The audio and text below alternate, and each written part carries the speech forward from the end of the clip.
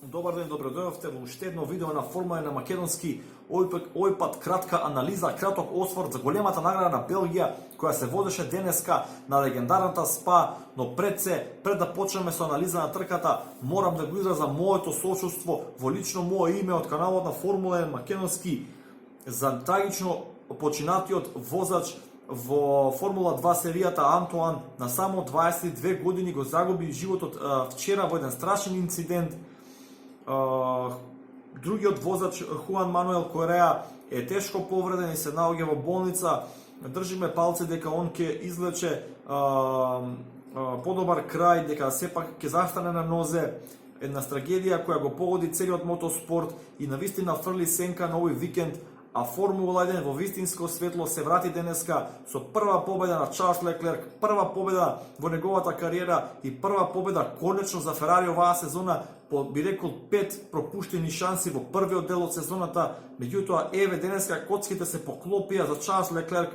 Добар старт, добро менаџирана трка, добро менаџирани гуми.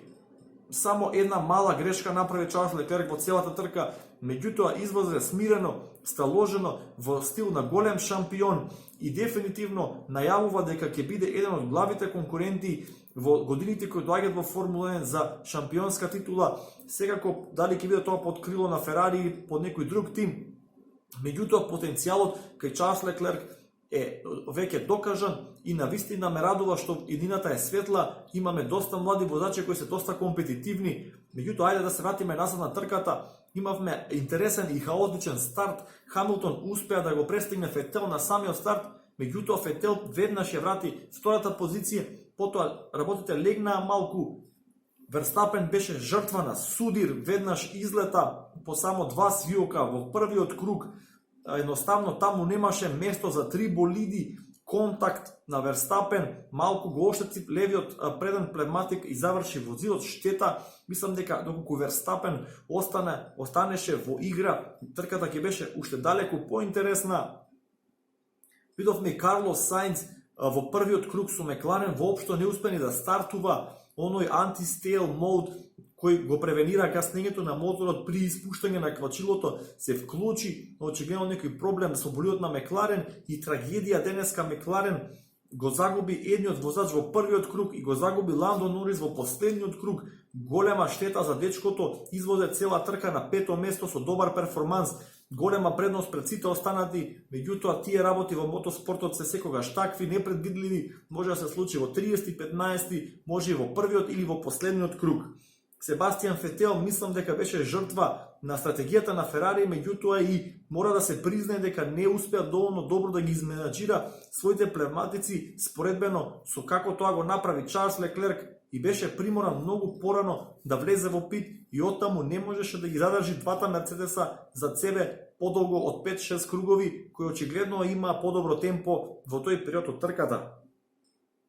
На самиот крај видовме дека Луис Хамилтон успеа да го стигне Чарлс Леклерк, но не доволно да го помине. Имаше неколку заостанати болиди кои беа во борба меѓу себе за останатите позиции. Се назе уште еднаш честитки во овој тежок викенд за Формула 1, во овој тежок викенд за мотоспортот воопшто. Честитки од моја страна. Браво Чарлс Леклерк, браво Ферари. Браво и за Албон. Прва трка во дресот на Red Bull Honda почна како последен поради оние пенали за променување на моторна единица и други компоненти, заврши пети, феноменален, со обратна стратегија, стартуваше на потврдата гума, потоа направи пит за црвената гума, односно помеката, која му донесе подобри перформанси во однос на сите останати, меѓутоа и болидот на Red Bull Honda е доволно добар за да ви донесе такви перформанси, така што со откажувањето на Ландо Норис во последниот круг го имаме Албон на 5-то место, потоа Серхио Перес со Racing Point, одлична трка и за Серхио Перес, го видовме и во неколку интересни дуели. Денеска би рекол дека дуелите во тимовите од средишнината помеѓу Рено, помеѓу Хаас, Racing Point го одбележаа денот. Торо Росо, постојано гледавме како едни со други се престигнуваат, навистина беше интересно. 7-мо место Даниел Квиат со Торо Росо, 8-мо место Нико Хукенберг, докажува дека се уште заслужува место и седиште во Формула 1. Пиер Гасли, човекот кој беше деградиран од Red Bull во Торо Росо, 9-ти, и Ланс Строл успева да се прокне како последен на 10-та позиција од болидите кои освојуваат поени. Најбрзиот круг чинам оди кај Себастијан Фетел, кој заврши четврти. Не беше доволно силен на крајот да се бори, рековме, со двата Мерцедеси. Ова е се на се еден добар вовед во остатокот од сезоната. Мислам дека Ферари има шанси за победа во Монца. Не мислам, туку мора да победи во Монца, со оглед на тоа дека Ферарито е исклучително моќно на правците. Тоа е нивниот најдобар адут и можноста да врзе две победи поред. Ферари навистина би го вратило во игра и би му дало шанса до крајот на сезоната да може да се избори за уште некоја победа и навистина да ги замрси сметките на Мерцедес. Кажете ми, кој беше за вас водач на денот?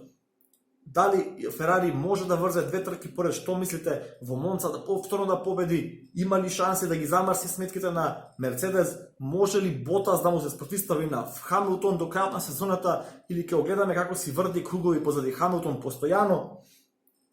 Може ли Марк Верстапен повторно да изненади нас некој од следните трки? Коментирајте, лајкувајте, споделувајте го видеото и секако доколку ви се допаѓаат содржините на Формула на македонски, ве молам за subscribe. Тоа навистина му помага на каналот да расте, да биде препознаен и се гледаме набрзо за големата награда на Монца. Поздрав!